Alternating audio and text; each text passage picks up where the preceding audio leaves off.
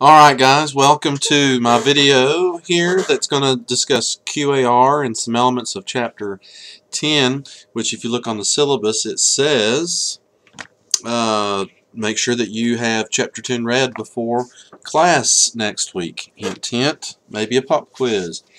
But, you know, starting with the end goal in mind, which is comprehension, which is the ultimate goal, regardless if you're on the socio-psycholinguistic view or if you're on the word recognition view.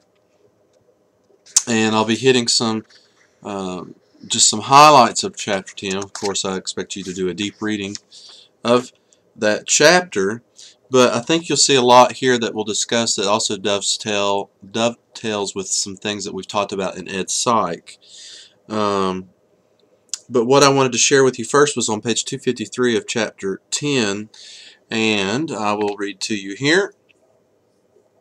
In the middle of 253, it was kind of talking about the older views, the more simplistic view of comprehension with students, and I'm reading in that third full paragraph.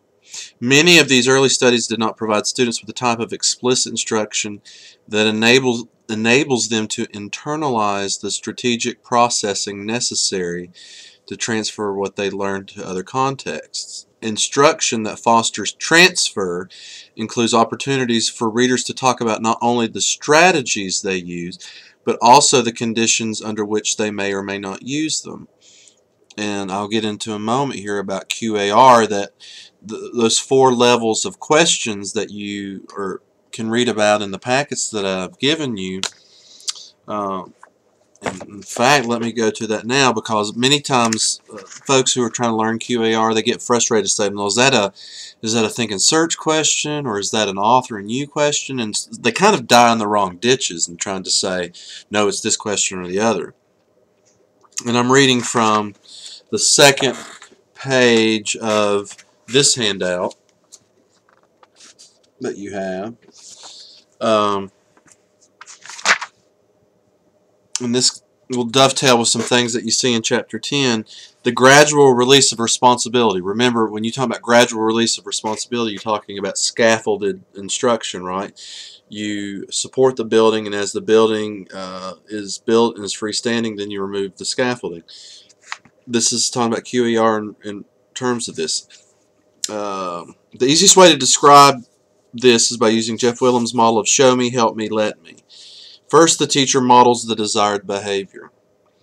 In this case, the desired behavior is asking questions, finding answers, and then categorizing the question-answer relationship. Then the teacher guides students as they practice the desired behavior, gradually releasing the responsibility for learning to them. Finally, the teacher provides opportunities for the students to try the strategy on their own as he/she observes and evaluates students' performance to inform instruction. And then I was looking back on Chapter 10, page 255. Go to about 2/3 of the way down on 255, and this echoes what I just read from that QAR piece. That is, a teacher may set a purpose for reading rather than teach the students how, when, and why they should set their own purposes while reading. Thus, students are not actively engaged in the decision-making process regarding what strategies to use and when to use them.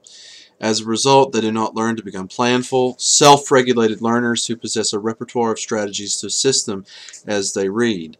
And that's why I've included this book, because it is a repertoire of strategies, and we need to acknowledge the fact that students may have to use a different format or a different strategy that we use. Critical perspective, it may be an equally way to derive at the answer. The other piece I wanted to say about QAR, and let's see, where did I see that? How do I get students to determine the question-answer relationships? Notice in that second paragraph on that page, the key distinction is whether or not the reader needs to read the text for the question to make sense. Keep in mind that sometimes the category for a response is not clear-cut. It is not important that there be a single correct category for every question. Here's the kicker. What is more important is that students can support their choice of category. So, if you then go to this example of Gary Paulson's section on QAR, you'll notice, and it has little excerpts to try out with from his story Canyons.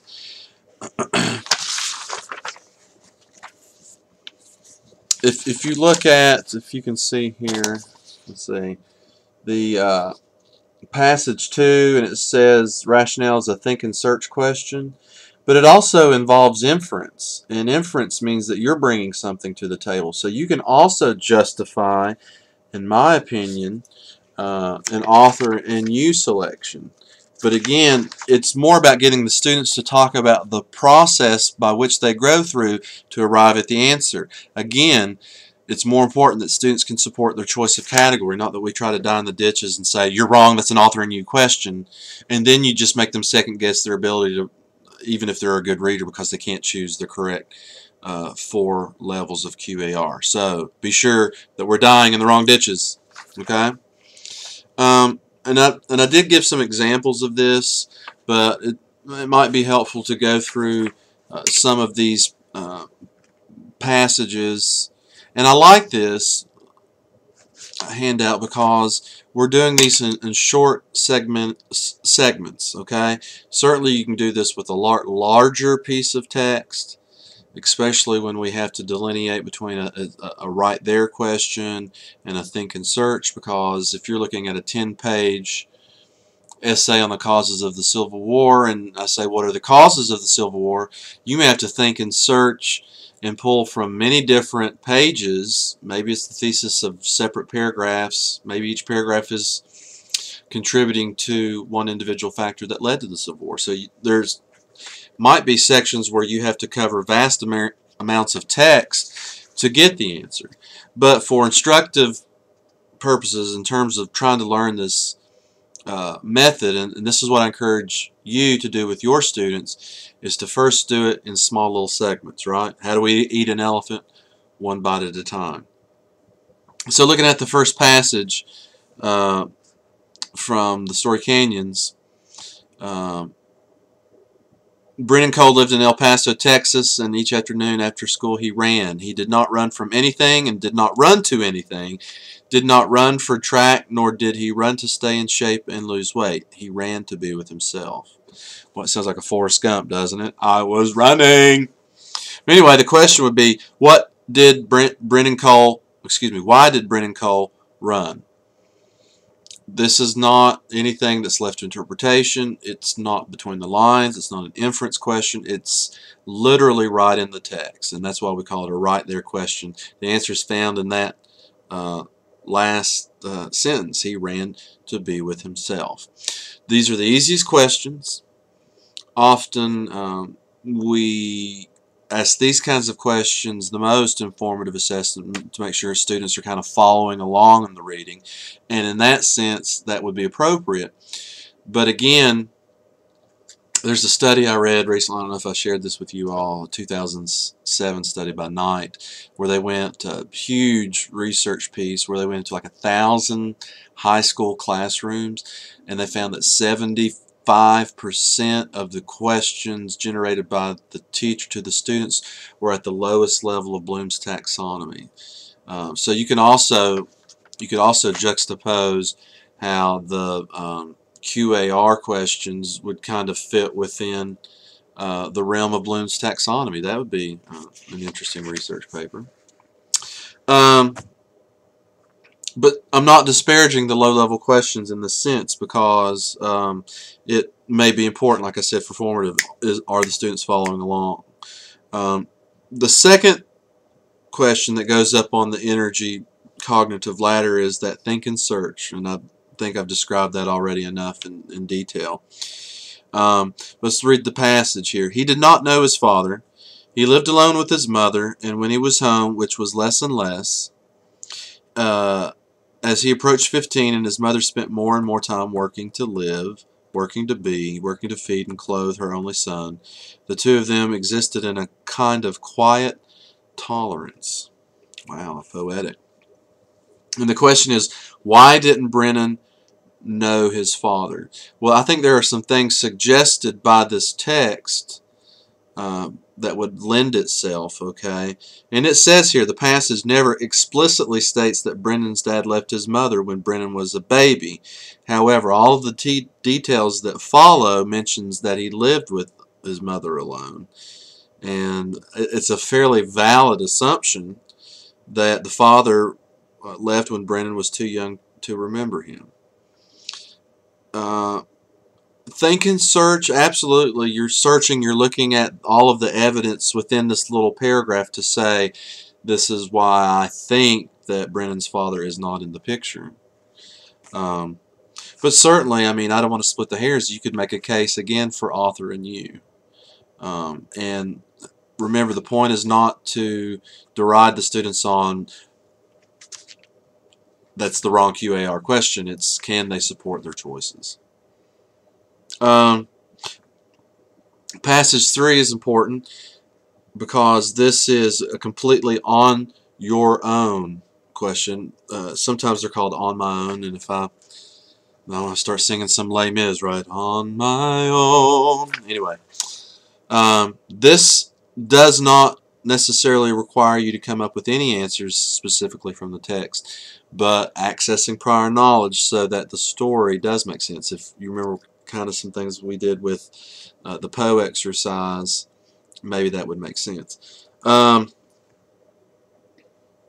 the way, I hope you're paying attention because part of the discussion board question that I'm going to ask, and let myself write a note, is you creating your own QAR questions from the Cask of Amontillado. So I hope you didn't throw that away. We'll probably use it again. But look at this on your own question. What importance does teenage employment play in our society today?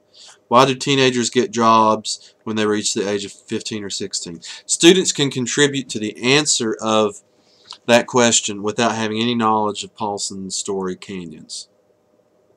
However, the trick is you as the teacher in that kind of scaffolded instruction is to model and to maybe first explain, provide a rationale as to why that question is relevant in terms of understanding the story Canyons. All right, you're trying to be the bridge. I'm trying to be the bridge there. And then if you look at the passage, it reinforces that. He needed the money. His mother told him that she couldn't afford to help him with his school clothes as much as she thought she would because she didn't get a raise she thought she would get. Brennan had tried to get other jobs, but he was too young. They didn't care if he could do the work or not. He was just too young. Certainly, you know, building upon prior knowledge, front-loading, setting the emotional context, whatever you want to call it, kind of like what we did with the Poe piece. Get them to understand why this story is relevant to them because, you know, those who have to work early, many times it's not just for a car or for clothes, but it's to bring money for the whole family to eat. And, you know, eking out your existence with your own two hands. There's something to be said for that. And then the last example that we have for the QAR question is, let's see, would be author and you. Sometimes they're labeled author and me, depending if they want it in first or second person.